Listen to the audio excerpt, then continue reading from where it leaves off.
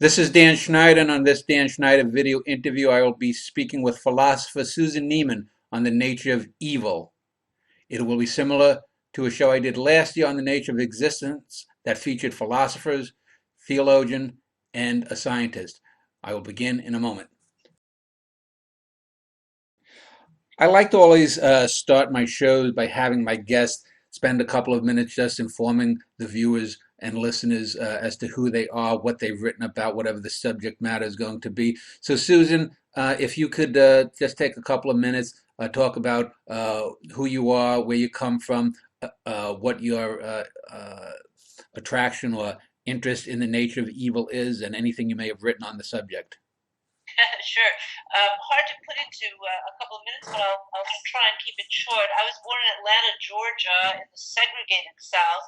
My mother was engaged in the civil rights movement, and so my very first political memories have to do with good people, not necessarily famous heroes, Martin Luther King and so on, good people working to actually change the way the world looked when I was a child in the segregated South. So that was a big influence on me. I later studied philosophy. I was quite fortunate. I studied at Harvard at a time when its philosophy department was probably the best in the world. My advisors were people like John Rawls and Stanley Cavell. John Rawls wrote a very famous book called The Theory of Justice. I then, however, found Harvard, as good as it was, somewhat, shall I say, provincial, and I wound up going on a Fulbright fellowship to Berlin for what was meant to be a year in 1982. Meanwhile, I'm still here, although I did leave at a certain point. But I think it was in Berlin in the 80s, and I did stay for most of the 80s, that I became fascinated with the way in which a country confronts its own experience of evil. And the whole question of what that had meant in the Enlightenment, which for me is the most interesting period in the history of philosophy, because it was a time in which philosophy was not confined to the academy.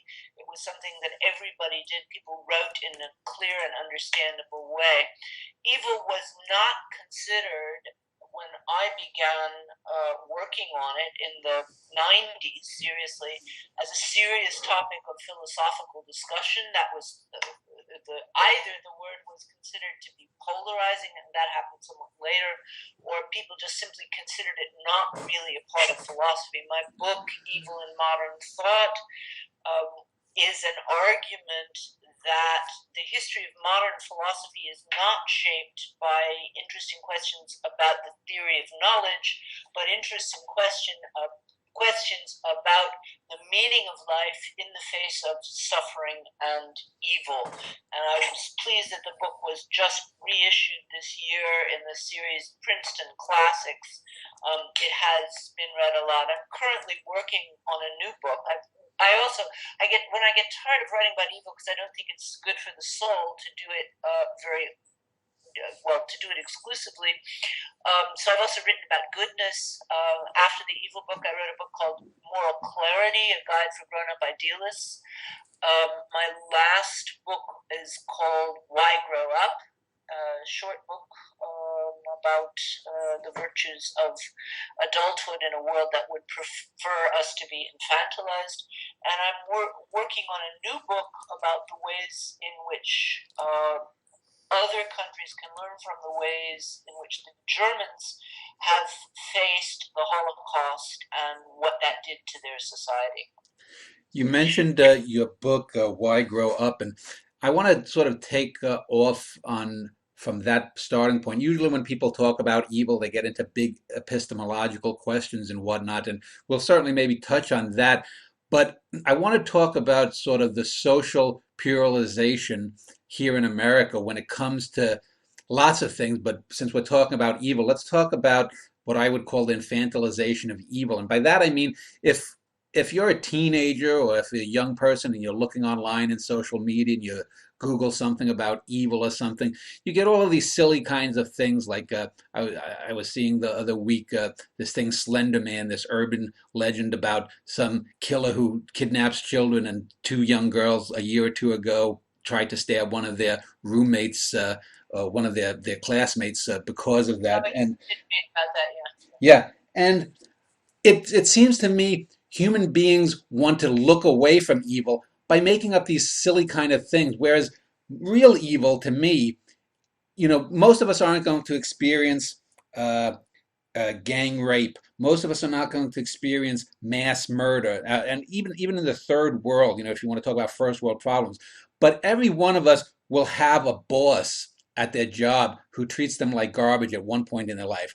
Everyone will have probably an abusive or an unfaithful spouse who does little things that nag at you. Everyone will have someone, a neighbor, a best friend who betrays them.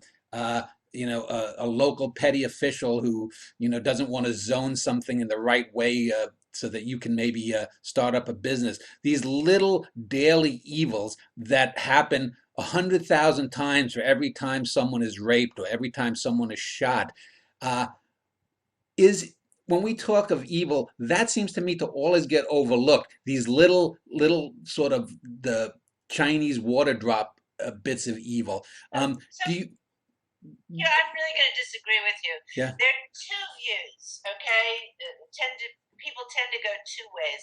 Either they think you shouldn't use the word evil at all because it's polarizing, or they start, and you just talked about, you used as examples of evil an unfaithful spouse, or a boss who's a jerk. I mean, you have an unfaithful spouse. He may be a narcissistic jerk, okay? But I would not call someone like that evil. I wouldn't call a bad boss evil either. Okay, I think evil is probably the most powerful word that we have in the English language, and I think we should be really careful about using it. I don't think that we should refuse to use it, which a lot of people did, especially during the Bush years. My book came out during the Bush years, and people were saying, "Oh, are you sounding just like Bush with the axis of evil?"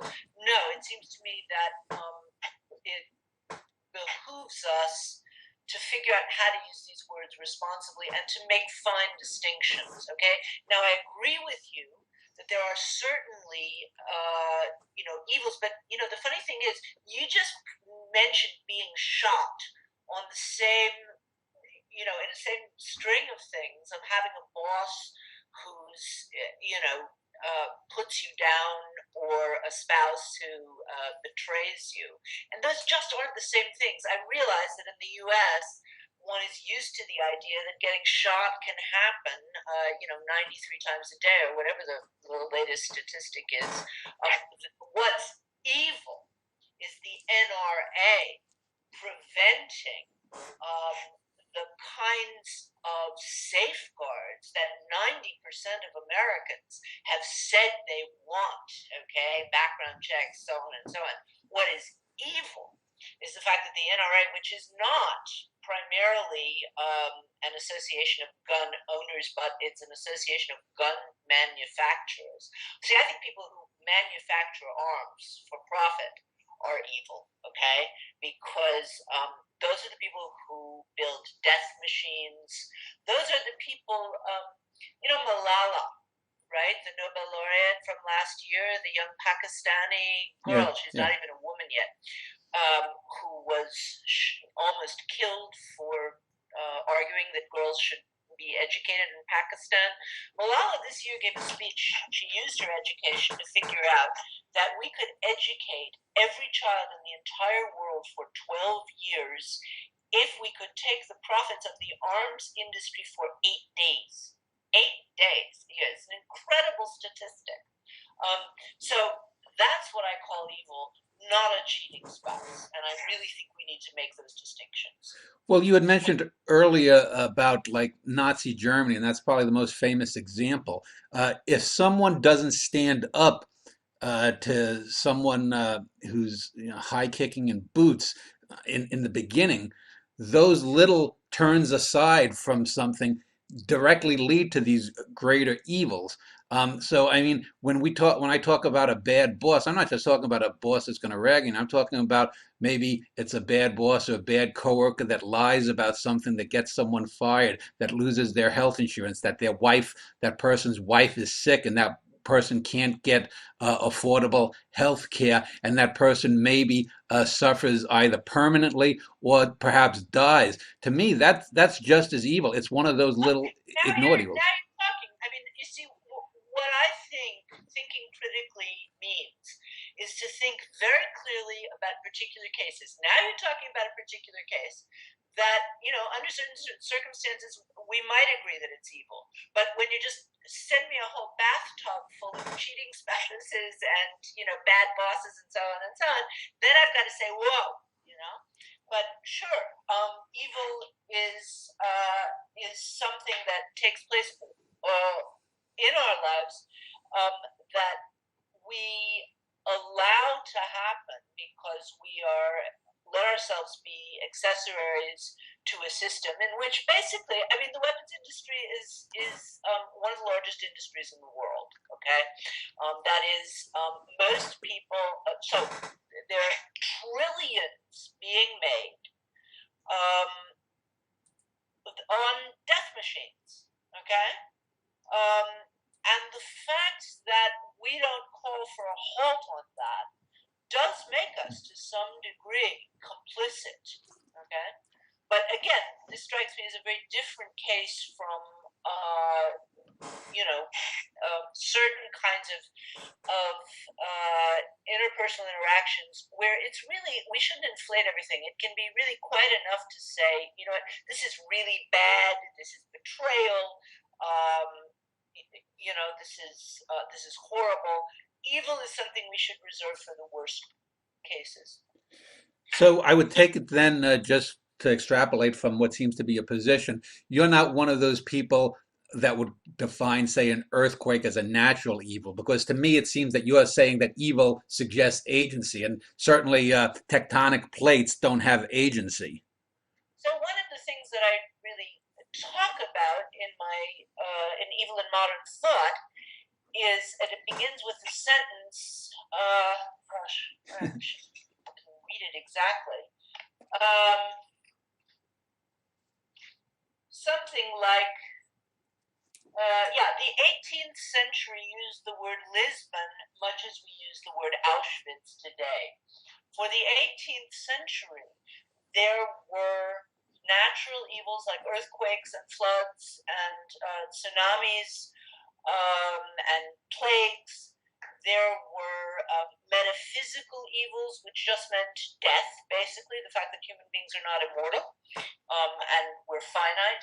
And then there were moral evils, the kinds of things that were done with agency. Now, one of the things that changed in the 18th, from the 18th to the 20th century, this happened around the middle of the 18th century when there was a huge earthquake and tsunami in Lisbon, Portugal, which at the time was a major capital of Europe and never recovered, actually.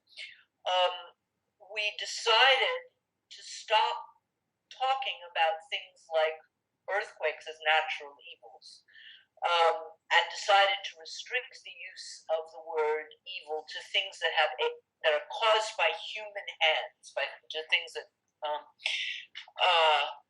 are caused, the things that have agency, as you put it.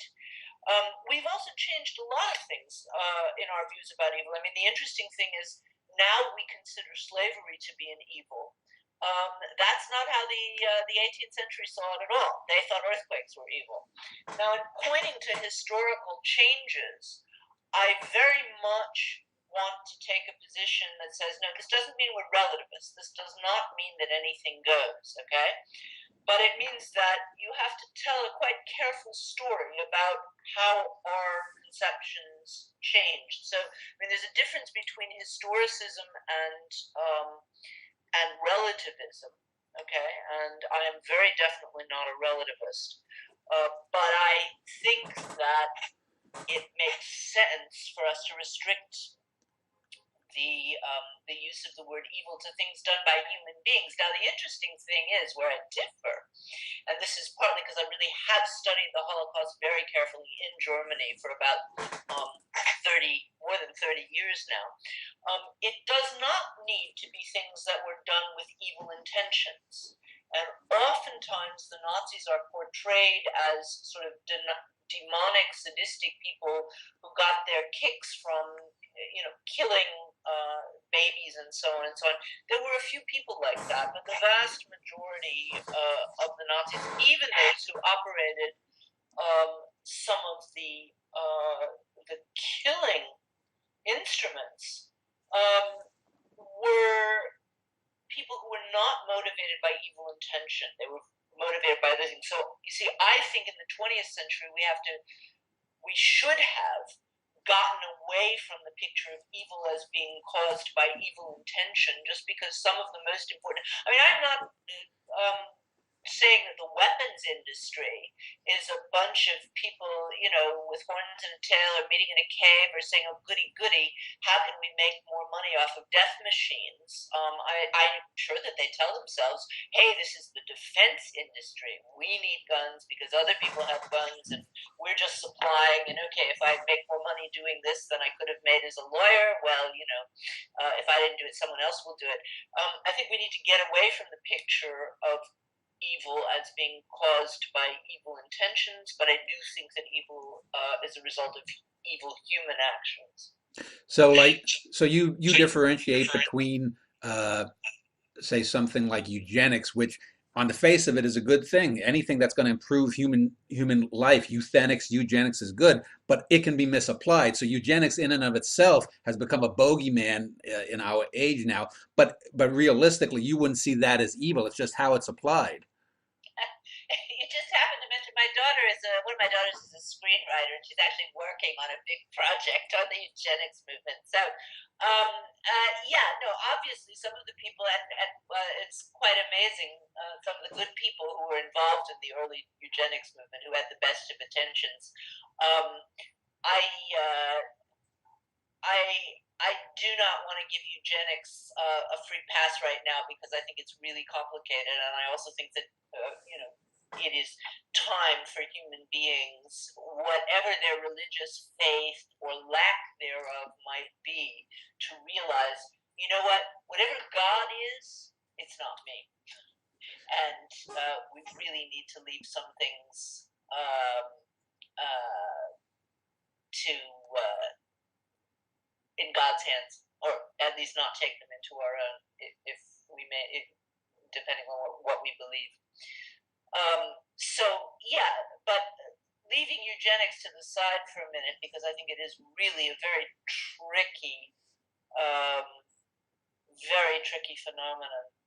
I mean, that is, you could say Nazism. Depends.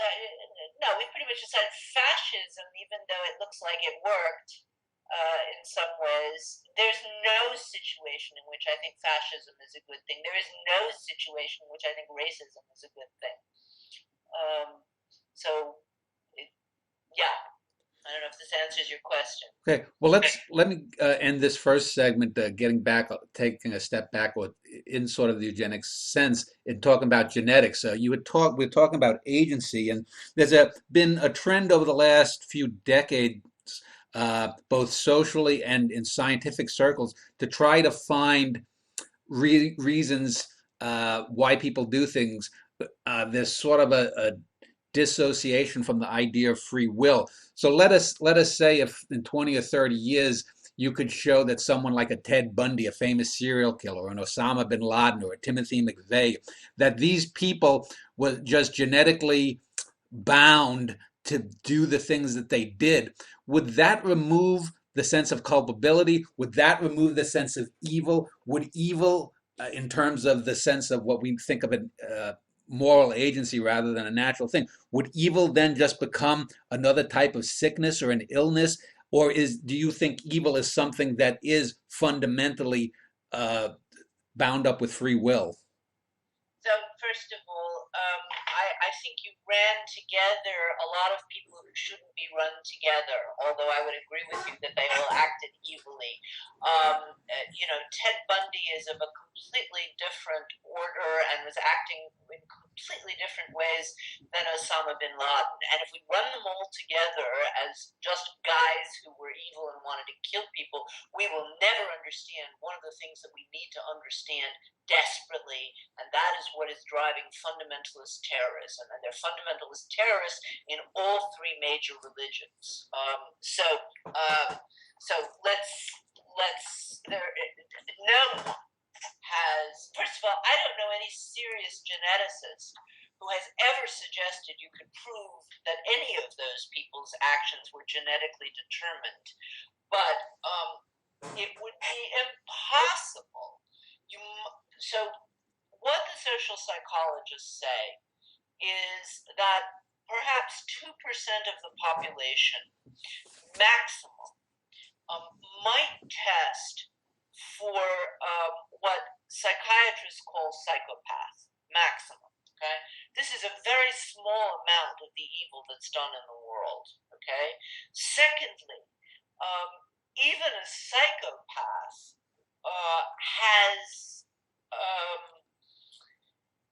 a certain amount of freedom.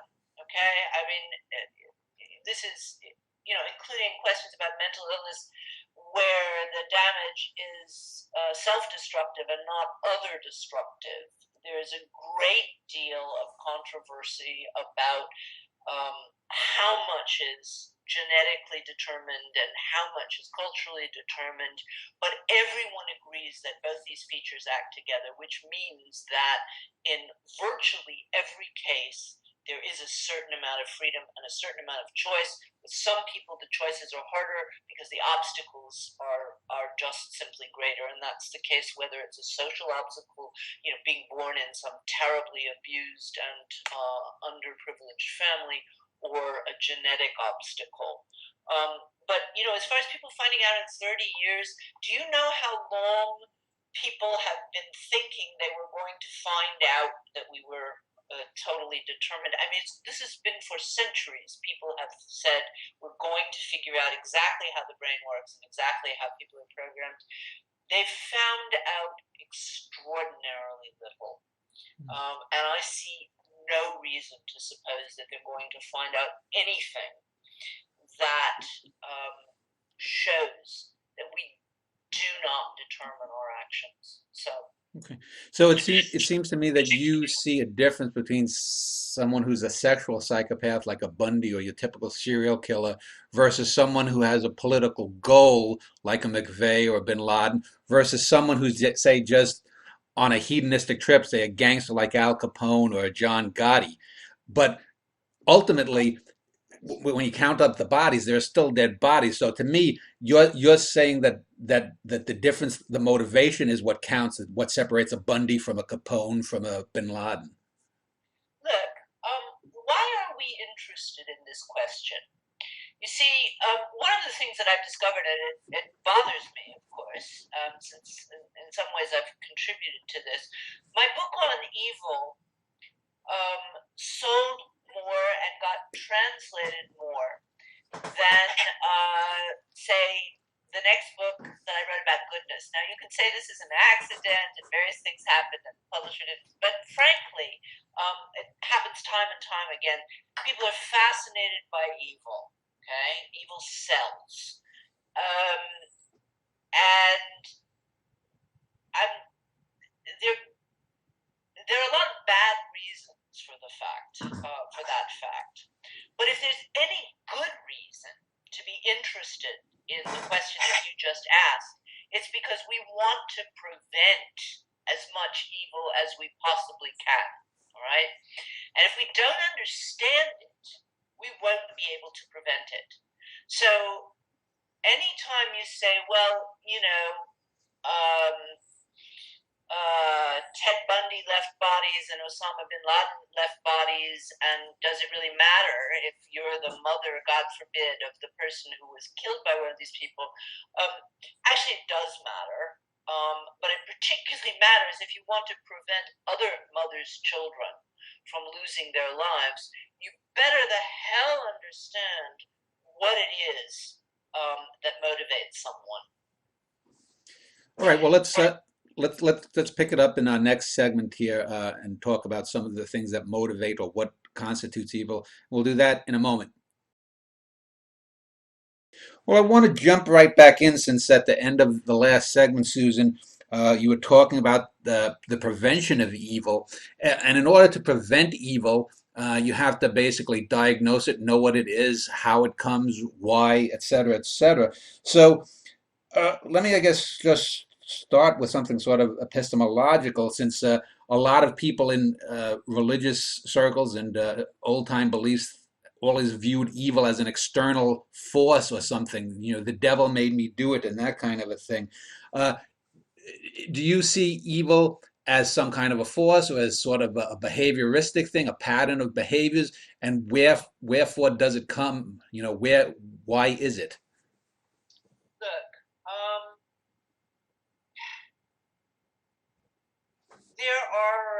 there are lots of ways of looking at this. I have actually divided the history of philosophy into two parts. People who think we have a moral obligation to explain evil because it's the only way we can possibly prevent it, and people who think precisely uh, the other view, that we have a moral obligation not to explain evil, because every time we explain it, it means we understand it, and it loses that evil quality. Um, I take the first line, that is that we have a moral obligation to explain it, but I'm sensitive to the second. I'm sensitive to the idea that you really want to make sure that in explaining it, you don't wind up justifying it. I think the idea of there being an evil force is not an explanation at all, right? It's not even an explanation for religious people. I mean, you can say the devil made me do it, but this is a theological debate that's been going on for more than 2,000 years, ever since there was monotheism.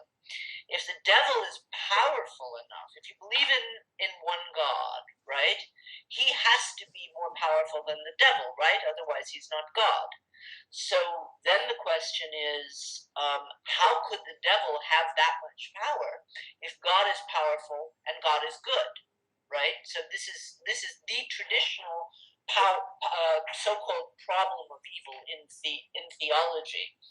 And if you say, well, the devil is responsible for all the evil in the world, then you're stuck with the question, how would God let all that happen? Now, people have tried to come up with explanations like God loved us so much that he made us free, he gave us free will, and, we had to be free to screw up. And so, uh, we did. This is, as Augustine's, it's a very short version of Augustine's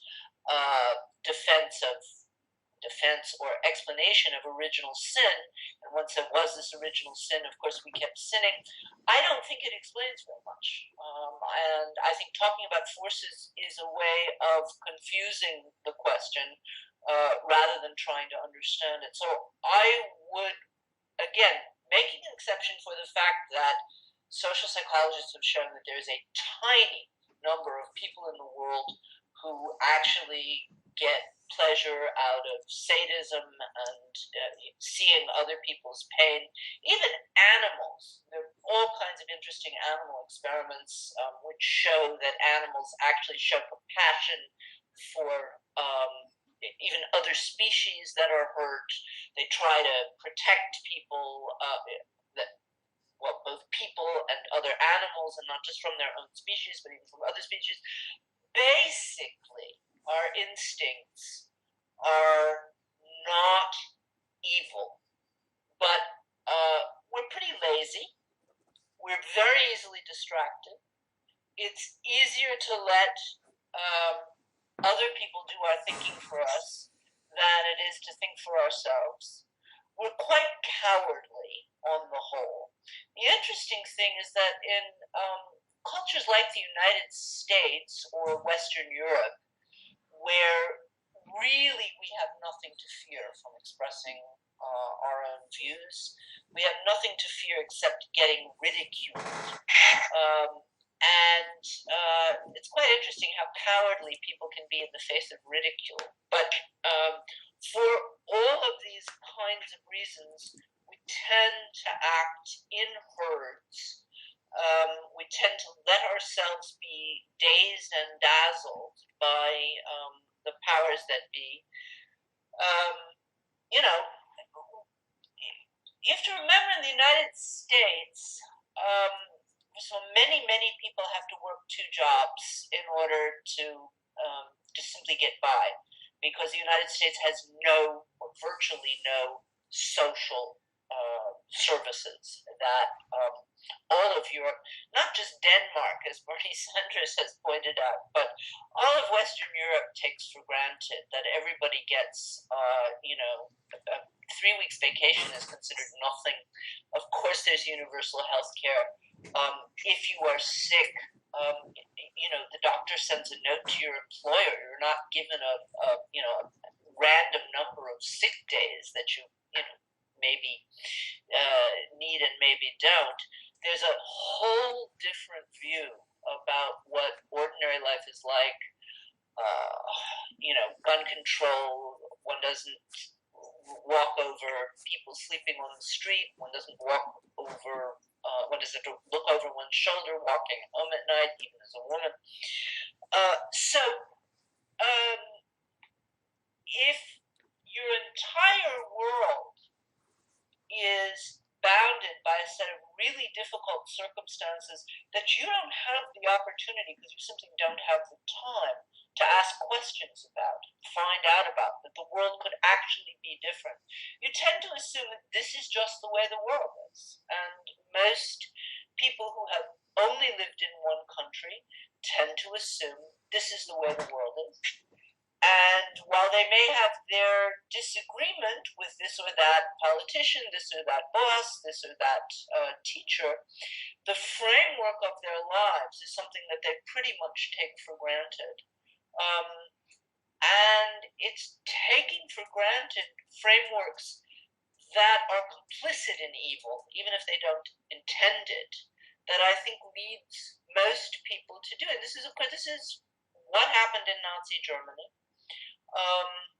But it's also something that can happen in much less obviously repressive cultures. Um, as you were talking, I was thinking about the film 2001: A Space Odyssey, Stanley Kubrick, and in the one of the early segments, they have two ape clans, and it's sort of a scientific version of the Garden of Evil in that you have two clans of apes that are seemingly battling over a creek for good water, and one of the ape clans, the head of one of the ape clans, uh, comes to some bone or some rock or something, and he starts clubbing one of the other apes and kills the other ape.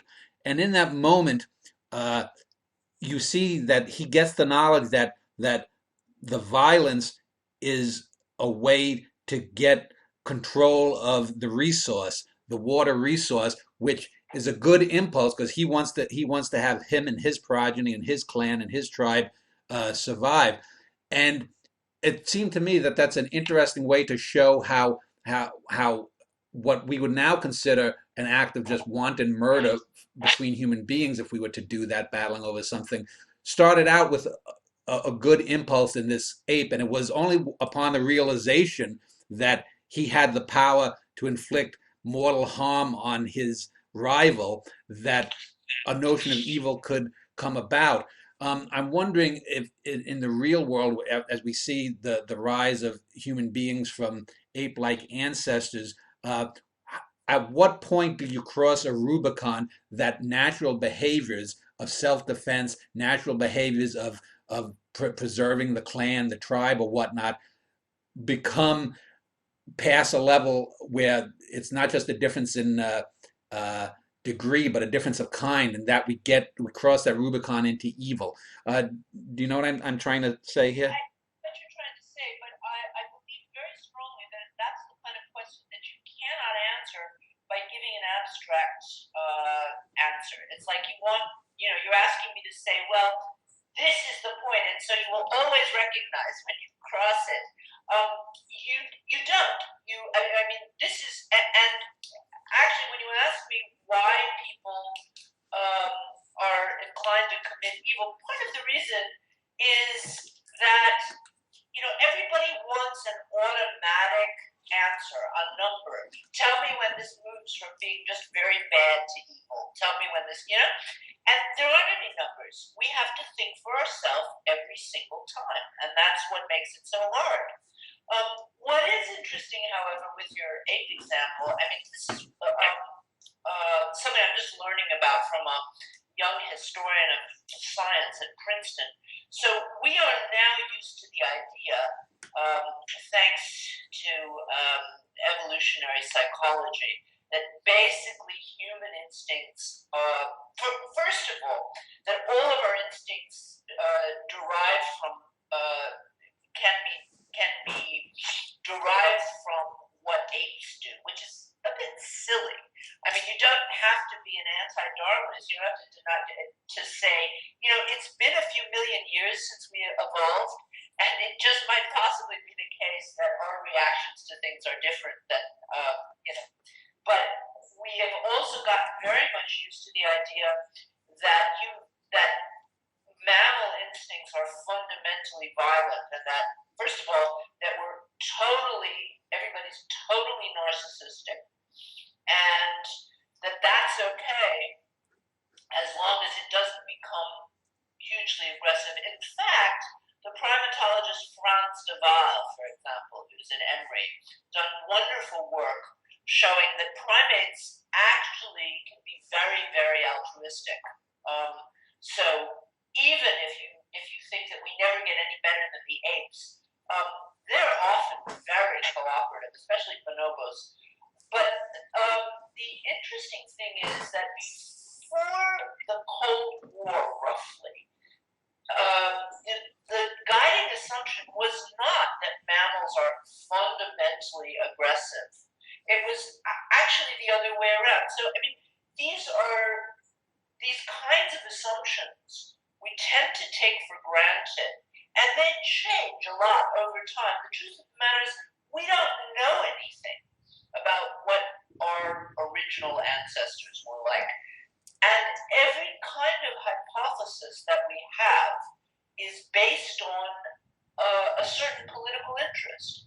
So if you want a fairly authoritarian society where there's a lot of political control, you can emphasize Thomas Hobbes, the 16th century and 17th century philosopher, who saw the state of nature as a war of all against all, okay? If you want to argue for a more cooperative society, you can say, well, the state of nature was benign, or at least it didn't go one way or another. The truth is we don't know. So we ought to be careful when we make these kinds of general assumptions and ask, where does this lead to us? What kinds of actions does this political hypothesis lead to? Because it's just a hypothesis. Scientists don't have answers on this score. Yeah, you mentioned the changing of time and society. It makes me think about sometimes when I've heard, especially young people in their 20s or teens or 20s now, who will be talking about they don't want to study people like, say, an Abraham Lincoln because he was a racist. And certainly racism is wrong. And if you took a man born 200 some years ago and put him in today's society, and he had his views, you would say, well, those are terrible views, or those are bigoted. However, if you put it in a greater context, the very fact that Lincoln did free the slaves, did have what were progressive views in that era, despite his own innate views that he was taught or believed in, that would argue to me that you can't call someone like that evil, even though if you transpose them a couple of centuries later, you could say, well, his views are ignorant, and you can view ignorance as an evil. In 500 or 1,000 years, things that you or me or anyone else listening to this might believe could just as well be thought of as evil by that later society. So it is something that is not necessarily then uh, always ground in objectivity. Then is it? It's no. See, I draw a very different conclusion from that. First of all, I never heard anybody call Lincoln evil. I've heard people say, he wasn't as good as he should have been. There were racist aspects of his beliefs, but maybe there are people calling Lincoln evil, but I don't think so. It was basically John Wilkes Booth type who did that. I view the that controversy about Lincoln, though, as an example of the fact that we make moral progress. We make scientific progress too, but we sometimes make moral progress. We used to consider, it was progress for Lincoln to consider slavery a great evil, which he said it was in his second inaugural address. But he didn't see racism itself as a great evil. We do, and yes, I deeply believe that,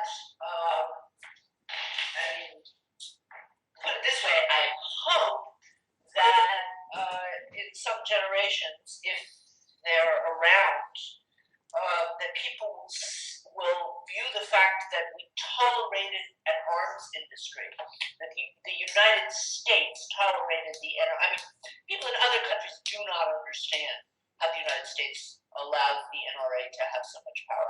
This is one of the things. Part of my job over here is also explaining American politics to Europeans, and I give a lot of talks about that. And this is just one of the things which is, Obama himself has said, no one can understand why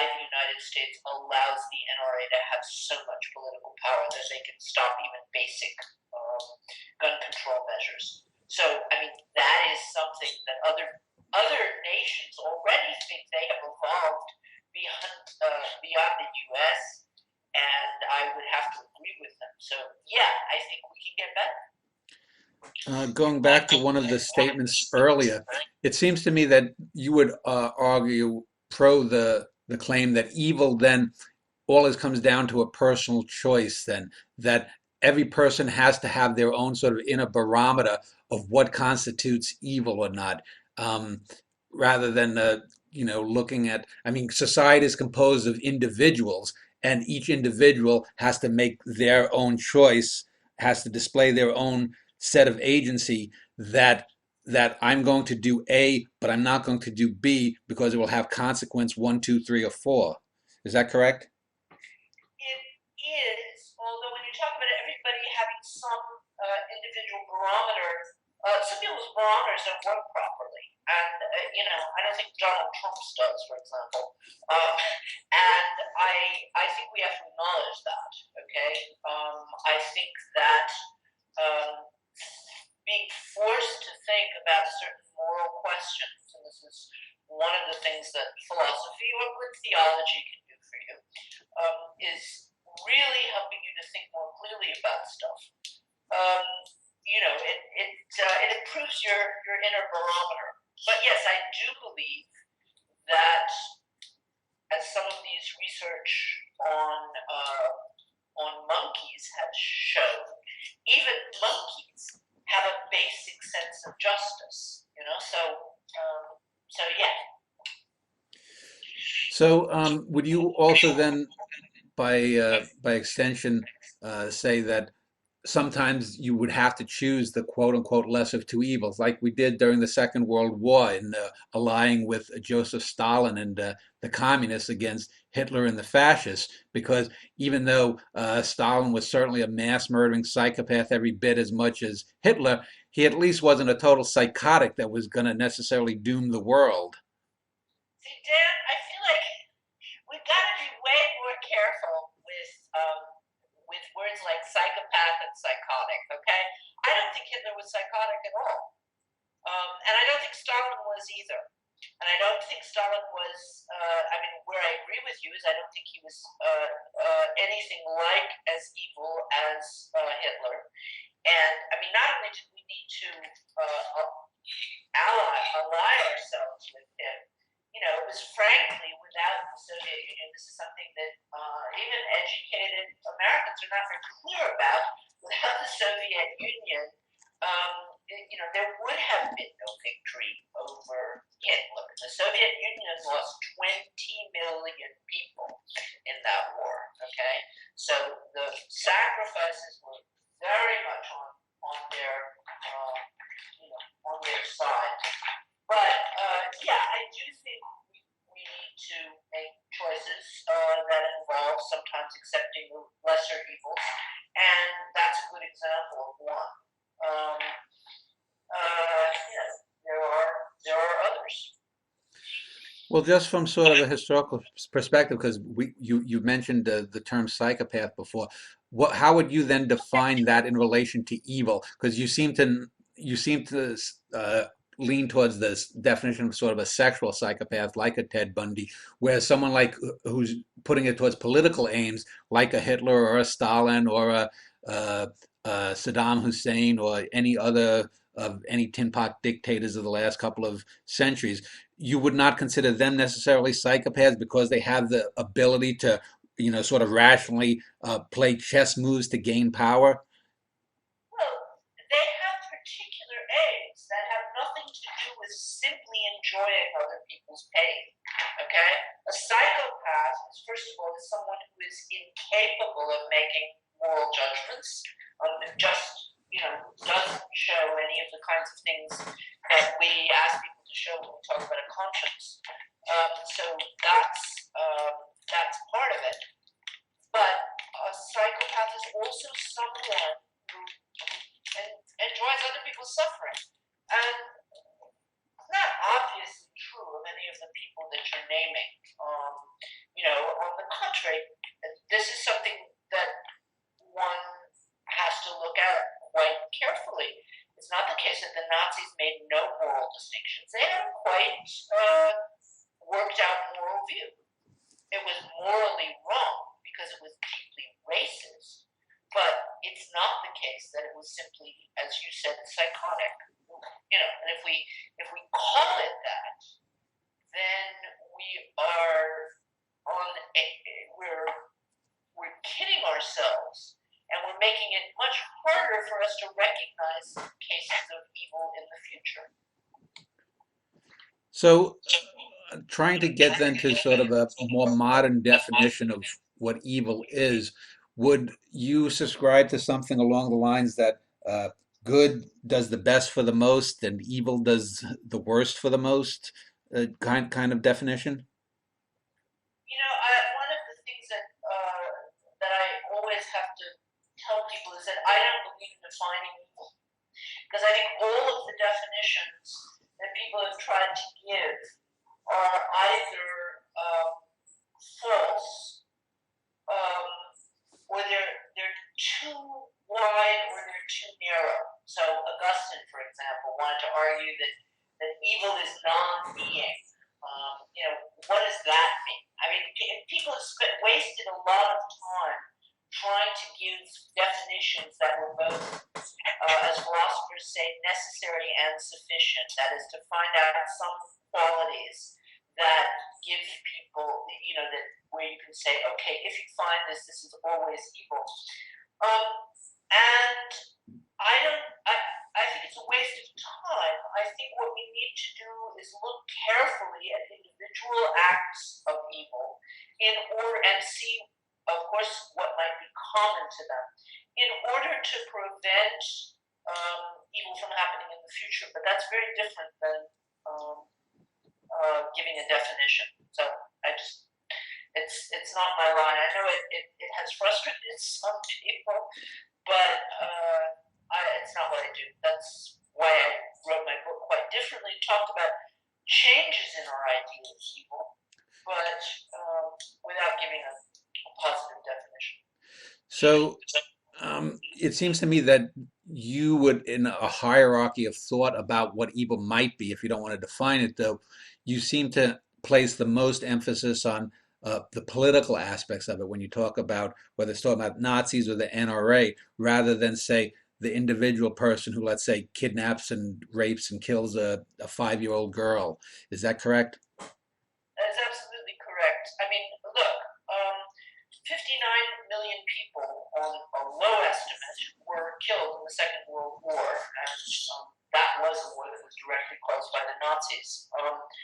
The number of people was, of course, absolutely horrible. That somebody might, rape and abuse a child and kill it, but the numbers are completely different. Those cases fascinate us, and I think we use them often wrongly as a way of saying, oh, those people really are psychotic and evil is something that's completely different from me. Where I think the kind of evil that does much more damage is evil in the arms industry, um, or political forms of evil like fascism. So yeah, I'm much more concerned with the evil that does more damage. So let me just then ask this. Is evil then ultimately in your mind something that results in murder or unwanted death or whatnot? Or can you give me, say, a more day-to-day kind of evil that might not result in, say, a crime? Do you recognize that, say, some what I guess a religious person might call a sin could be evil? Yeah, but my idea of those sins will probably be different from yours. And I used, I felt bound to answer that in the book that I read that came after the evil book, in Moral Clarity. I I gave some examples of evil that did not result in death. I mean, one of them is torture, which I think is an evil, but some of them are uh, quite far from that. So, for example, this is a story that people have forgotten because Americans somehow have a you know extreme reserve of goodwill, especially towards ex-presidents. People have forgotten that when George W. Bush was early in office, um, as the ruins of the World Trade Center were still smoking, he said, "Lucky me, I won the trifecta." Okay, and he later used this as a joke in 14 different occasions where he was trying to fundraise from the Republicans, doing Republican fundraisers, until somebody pointed out it might not be so appropriate. And what he meant by that is that he had made a promise while he was campaigning not to raise taxes except in case of an act of war, national emergency. And he said, "Lucky me, I won the trifecta because all of these things came through." So at the same time that he was putting the U.S. on a war footing and coming up with essentially a bunch of lies to get us involved in a war in Iraq that did lead to hundreds of thousands of deaths and indeed many more since it was the foundation of ISIS. He was making jokes about how lucky he was that 9/11 had happened on his watch. So the making of the joke, and by the way, if you look this up, it's online. When Paul Krugman pointed it out in the New York Times at the time, he got outraged letters from readers that, oh, the president wouldn't possibly make a joke about that. Well, he did. Now it's online. You can actually find a link. You can click and hear him at one of these dinners. Making a joke about the murder of 3,000 people that you were at the same time using as a call for war doesn't directly result in any deaths, but I think that kind of a joke deserves the name of evil. Okay. Now let me just give a counterexample just to wrap up this segment, and I do so because I know that people who will watch this will say, "Why didn't you ask something like that?" So let me give you a counterexample. To use the Bush example of making the joke about 9/11 and using it for political purposes. So suppose, let's say, if we were to put it on a scale of wickedness or something. Let's say my next door neighbor was just arrested, and he was arrested for years of mental and psychological abuse towards his wife and three children. That they had the children had to go to years for psychological counseling. A couple of the daughters maybe ended up being bulimic or anorexic. The son maybe tried to commit suicide, or years later did commit suicide. The wife was depressed. They divorced or whatnot. Now there's no physical harm. The guy never laid a hand on his wife or his children, but he created a psychological hell within the confines of his home. Now, I would take it that you would say that the Bush example of making the joke somehow had greater ramifications than that. However, let's say if I upped my neighbor that he was physically abusing his children, and let's say he murdered his son and his son didn't commit suicide, and a couple of his daughters, maybe he sexually abused them. Uh, the reason I'm giving this kind of a counter example is just to sort of be able to have people be able to gauge your own scale of what you consider evil or not. So the merely psychologically abusive neighbor versus the physically and violent neighbor versus Bush. In what kind of those three things at does the physical does the abusive neighbor who maybe murdered his son, does he then transcend over Bush, even though Bush himself never, let's say, I doubt he ever killed anyone. I know his wife accidentally killed someone, but not Bush himself. This is a game that I also refuse to play, along with defining evil. You're not the first person to ask me. It often comes up in questions about the Holocaust. Do you think the Holocaust is the very most evil event that ever happened, or is, American slavery is as evil or less evil? And once you start talking about those kinds of things, I think the question is, can you give us on a scale of 1 to 10? It's mostly a political question, and I think not a very useful one to play this game of, who's the more evil. We're talking about great evils, and I don't think that you can give numbers to them.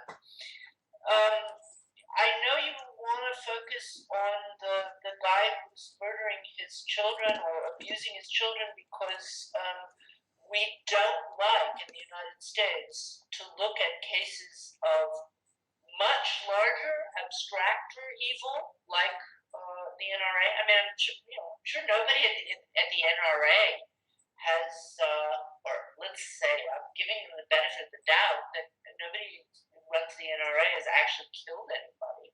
They're just making gigantic profits out of essentially forcing Congress people to refuse to pass basic laws.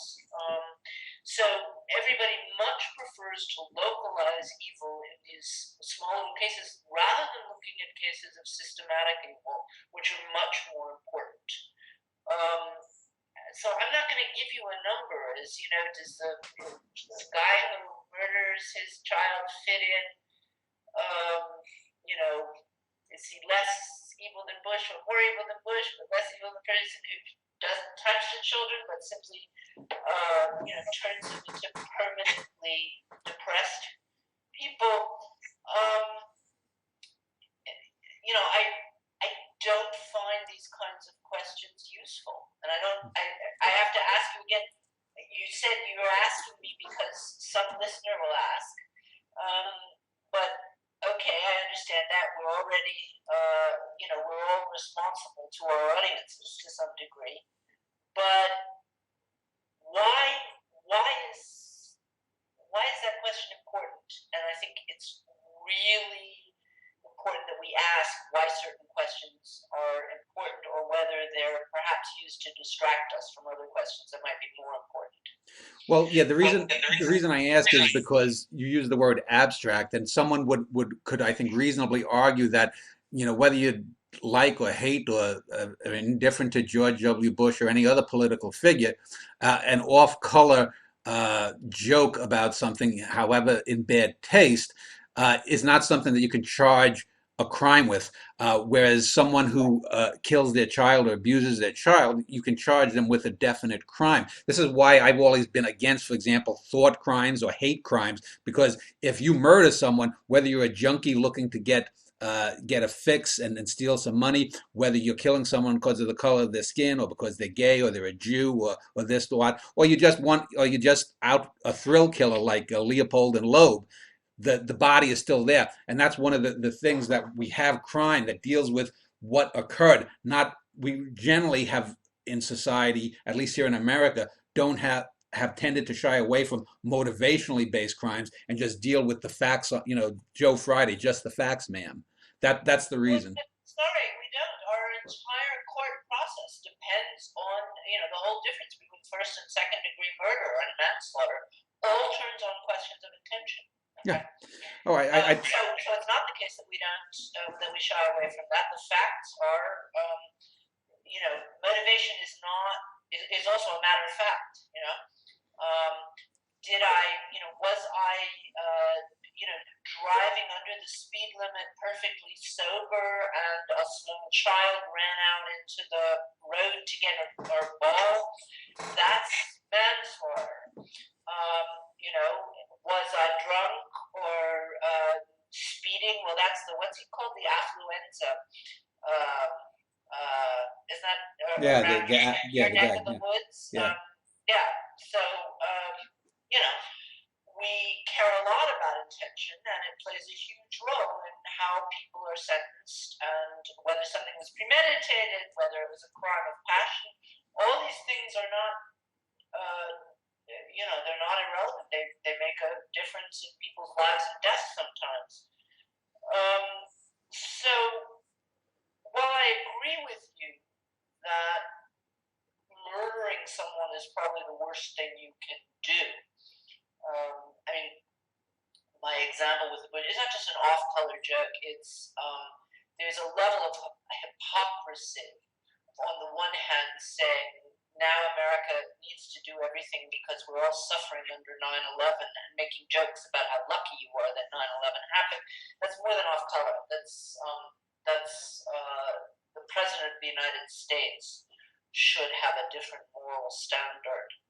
But see, what really interests me is the fact that someone who has spent his life manufacturing arms, twisting Congress people's arms, and the other kind of arms, to prevent sensible gun laws, but never themselves laid a hand on anyone, but just simply led an extremely comfortable life for having done all this. What level of responsibility does that person have when someone who is in a gang fight, in a place where the unemployment is the way it is, the rate of incarceration is the way it is, perhaps no parental models, no decent schooling, that person will be punished for a death that he couldn't have possibly committed were the NRA not as powerful as it is. So that question of and again, even there, I'm not going to say that the guy who runs the NRA is more evil than the guy who uses the weapon. I'm just saying those are different kinds of evil that I think we ought to focus on. But giving one of them a number and the other one a lesser number, I don't think is particularly interesting. Yeah.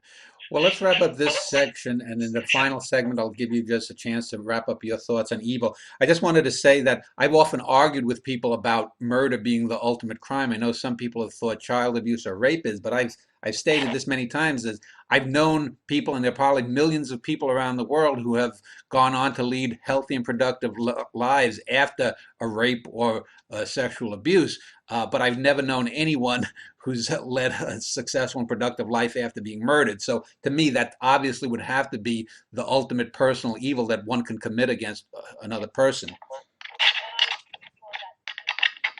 But let's end it right there. And in our final segment, we'll let you wrap up your thoughts on evil. I'll do that in a moment.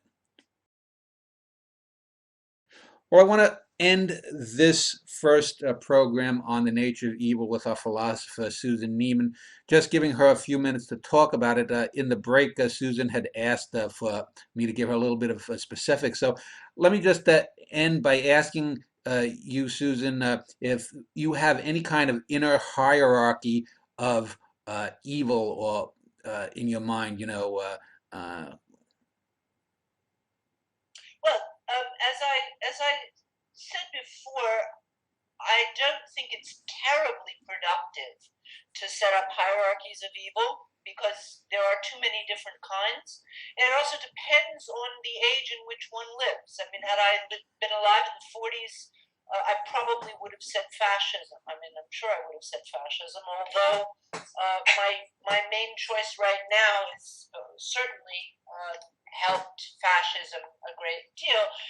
If you ask me who I really worry about today, or who I really think deserves to be called evil, it's arms manufacturers. It's people who make money off of instruments of murder, and uh, I guess I can't think of anything worse than that. Actually, perhaps even more than the people who pulled the triggers or defused the bombs. Um, I think having luxurious lives that are absolutely dependent on other people's deaths is about as evil as it gets. all right, well, let's end there. And I want to thank you, Susan, for your views. Anyone interested in Susan or her life or works, there will be a link to her website below this video. Let me just end with one final question. What are you working on next? Is your next monograph going to be on what subject?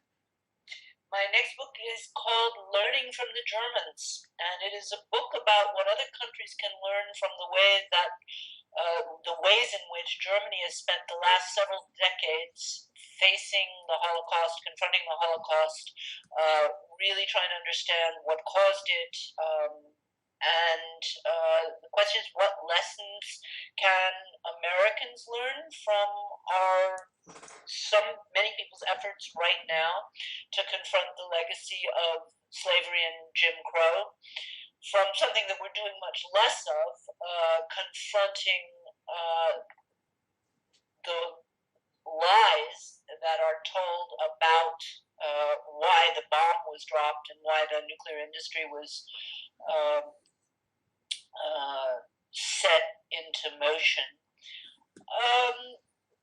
Anyway, so it's a very personal book. It's the book of somebody who both, um, as I mentioned at the start, grew up as a white girl in the segregated South, but has lived now for over 20 years as a Jewish woman in post-war Germany, and thinking about those two experiences, those two points of view. I will be traveling in a number of places, talking to people who are working on what tends to be called truth and reconciliation in the South and other places in the U.S. So that's what I'm working on. I'll be working on for the next 2 years. All right, well, thank you, Susan Neiman, for spending an hour talking about the nature of evil. You are very welcome, Dan.